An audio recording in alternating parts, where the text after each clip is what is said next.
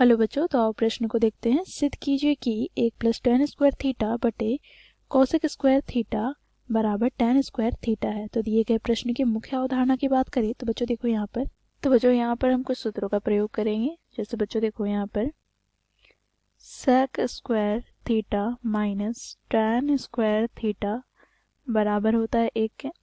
साथ ही बच्चों यहाँ पर हम साइन थीटा को लिख सकते हैं 1 बटे कॉसेक थीटा के रूप में, या फिर बच्चों देखो कॉसेक थीटा को हम लिख सकते हैं 1 बटे साइन थीटा के रूप में।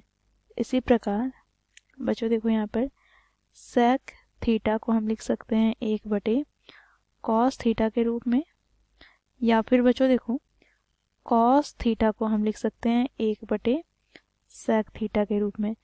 तो दिए गए प्रश्न को सिद्ध करने के लिए हम इस मुख्य अवधारणा का प्रयोग करेंगे। तो बच्चों देखो प्रश्न में हमें बाएं पक्ष अर्थात LHS क्या दे रखा है। तो देखो LHS हमें दे रखा है 1 प्लस टेन स्क्वायर थीटा बटे में बच्चों देखो कॉसेक स्क्वायर थीटा, यही हमें दे रखा है। अब बच्चों देखो यहाँ से हम क्या करेंगे तो सूत्र का प्रयोग करेंगे। तो 1 प्लस टेन स्क्वायर थीटा बराबर क्या हो जाएगा सेक स्क्वायर थीटा। तो यहाँ पर हम लिखेंगे सेक स्क्वायर थीटा बटे में बच्चों देखो क्या हो जाएगा तो कॉसेक स्क्वायर थीटा। तो यहाँ से बच्चों देखो इसे हम लिख सकते हैं सेक थीटा बटे कॉसेक थीटा का होल स्क्वायर।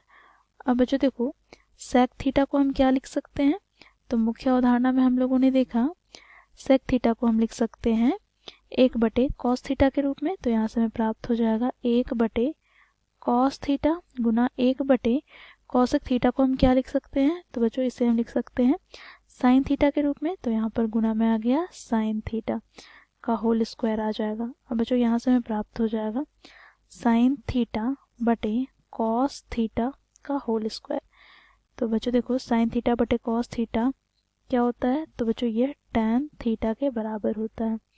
तो टैन थीटा का होल स्क्वायर आ जाएगा। यहाँ पर हम लिखेंगे टैन थीटा बराबर होता है साइन थीटा बटे कॉस थीटा के। अब बच्चों देखो यहाँ से हमें प्राप्त हो जाएगा टैन स्क्वायर थीटा। तो LHS का मान हमें प्राप्त हो गया बच्चों टैन स्क्वायर थीटा। अब RHS की बात करें तो RHS हमें क्या दिया गया है प्रश्न में, अर्थात दाएं पक्ष हमें दिया गया है टैन स्क्वायर थीटा। तो यहाँ से हम लिखेंगे RHS भी क्या है टैन स्क्वायर थीटा के।